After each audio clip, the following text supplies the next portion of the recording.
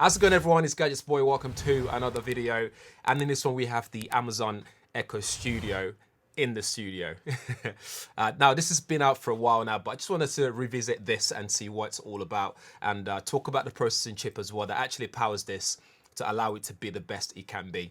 This is actually a really good speaker as well in terms of sound, in terms of design quality, and just processing power as well. So we'll go through that and talk about what that's all about shortly. But before we get started, if this is your first time around here, please do subscribe and smash the like button as well if you like it so far, and share it at the end of the video if you find it very useful. Someone else might also find it useful as well. And don't forget to ding that bell notification, because if you like tech videos like this, you'd be one of the first people to know every time I upload them up on the channel. Let's get on with it. The packaging for the Amazon Echo Studio is actually quite premium right off the bat. So when you take it out of the packaging, you get to your power plug. So as we're in the UK, you get 3-pin plug, and you also get a quick start guide, which if you give it a read, it will help you get started very easily, very quickly. Although setting this up is probably one of the easiest things I've ever done. It's so straightforward. It's super simple. And then you take out the actual Amazon Echo Studio itself, the speaker out of the bag. It comes in another bag, in a bag, which is kind of weird. But you take it out of the packaging, and then you are greeted with the actual Amazon Echo Studio as well. And the first thing you notice as you take it out of the packaging is this has actually got a bit of weight to it as well. So this is not lightweight at all. And it's got a bit of presence to it. It's kind of hefty as well, but a nice substantial premium heft to it. So the color as well is quite understated. I like this charcoal sort of black and gray looking color that's going on for it. So when you place it anywhere in your living room, it will look the part, and it also looks stealth as well. So not too loud. So it makes it kind of timeless. So it doesn't matter how long you have this for on your shelves, on your media unit, it's not going to start to look outdated over time as well.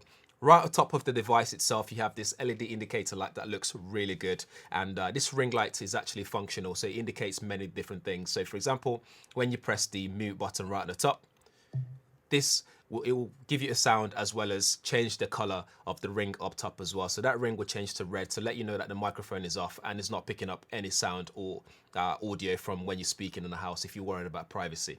But one thing to also notice as well is that on the Amazon Echo app, sorry, the Alexa app, you'll be able to go into settings and actually see what sort of commands your history, command history. It'd be like browsing history. So you can then go in there and delete them as well if you don't want that to be stored at all.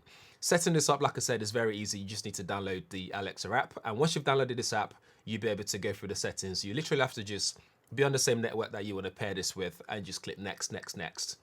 And the setup is pretty much history. Elsewhere on top of this speaker here, you got this far-field microphone setup. So you got 1, 2, 3, 4, 5, 6 microphones right at the top here. So this picks up your voice very precisely and very easily as well. No matter where you are in the house, this is very strong in terms of picking up your voice commands and so on. You then have your volume control, so you can press minus and plus to reduce or increase volume. And as you press them as well, the actual ring up top will also react to what you're doing. And of course, you can also use your voice because this is Alexa powered. You can also use your voice to control the volume as well. So you can ask it to reduce volume, increase volume, or set it at a different percentage if you wish to do so.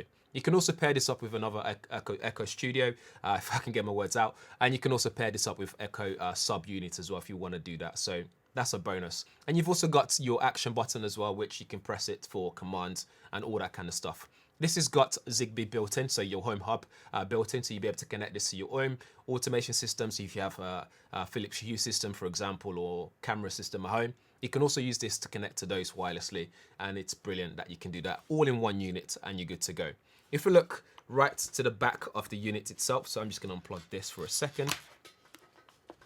If we look to the back of it, we have your power port, so where you'd actually plug this in. And you've also got aux and optical cable as well. So if you want to connect this to your TV and use it as a cinema sound system, you'd have to connect it through that the optical unit. But one thing to bear in mind though is this supports 360 audio and Sony 360 audio via Dolby Atmos sound. And to actually enjoy that system, you'd have to connect this with compatible devices like Fire Stick and stuff. But to connect this to your TV and stuff, you need that optical unit port there and a cable to actually connect that to your TV so you can use it for sound system with your entertainment system at home if you wish to do so. Although I wouldn't recommend that. This is actually more geared towards Dolby Atmos audio, so you'll be able to get really high quality audio at 24 bits.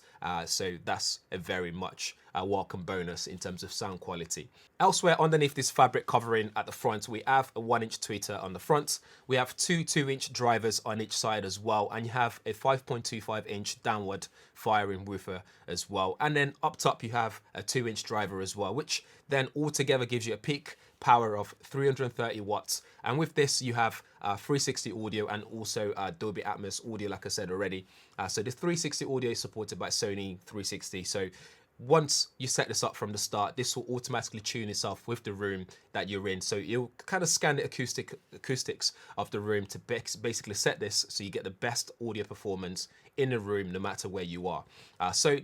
No matter the size of the room, that's what I'm trying to say there. The Amazon Echo Studio is powered by MediaTek's MT8516 processor chip, which integrates a quad-core 64-bit ARM Cortex-A35MP core processor, which operates at up to 1.3 GHz. So that processor chip in there allows for better voice command pickup as well. So not just for that surround sound system picking up the acoustic of the room and setup, it also allows for this to be able to pick up your voice commands very quickly, very easy and faster than the predecessor or anything else that's out there, which is really good. So thanks to that collaboration with MediaTek, this is not just something that's good when it comes to the sound quality, but it's also good when it comes to actually the functionality of it and actually working seamlessly, so you don't feel like you're constantly shouting at the speaker to pick up your voice commands.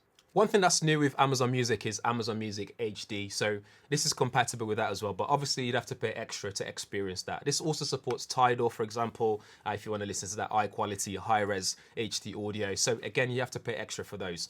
To experience 3D sound, there isn't that much out there right now, but you can also experience that by just asking the speaker to do so. I'm not going to mention that command word for those people who have Alexa at home, but maybe I just said it anyway. But if you have that, you'd be able to ask it to play a 3D playlist, 3D audio playlist, so you'd be able to enjoy that sound and see what it actually sounds like. With this working with Alexa built in, you can also use this to make phone calls as well, provided it's connected to a compatible device. You'd be able to ask it to make a phone call for you, or even use it to call other Amazon Echo devices that you have in the house. So if you have someone that's downstairs and you're upstairs, for example, and you have a big house, you'd be able to call the one downstairs and actually speak to them as well, which is pretty cool.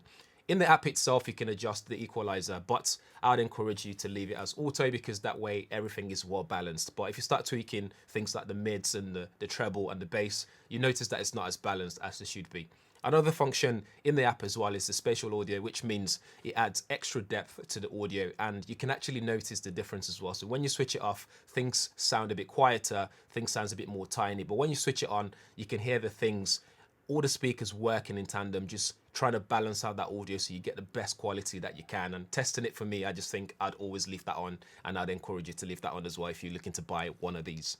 Overall, I really like this speaker. It has great build quality to it. It feels very premium, and it's got a nice heft to it as well. I love that spatial audio. It adds depth and improved that sound quality in there. You got 3D audio support with Dolby Atmos sounds, and it sounds fantastic as well. And you also got Sony's 360 reality. And like I said, this uses MediaTek SoC to undo things like speech recognition, real-time room adaptation as well, to make sure that the room that you have it in, you get the best sound quality. And using that onboard microphones, it helps to monitor the room to respond how the room responds to the speaker, and make that equalization adjustment to obviously compensate for what it's meant to sound like. Before we go though, I know that some of you are waiting to hear the sound quality as well, to get a sound sample. Unfortunately, I don't have the equipment to actually show you what the 3D sound might sound like, but you just have to rely on my Sennheiser microphone that's up here. I've got the MK416, something like that. So I'm just going to play some royalty-free music on here. Not the music that I would love to show you guys, but it means channel getting blocked and all that stuff. But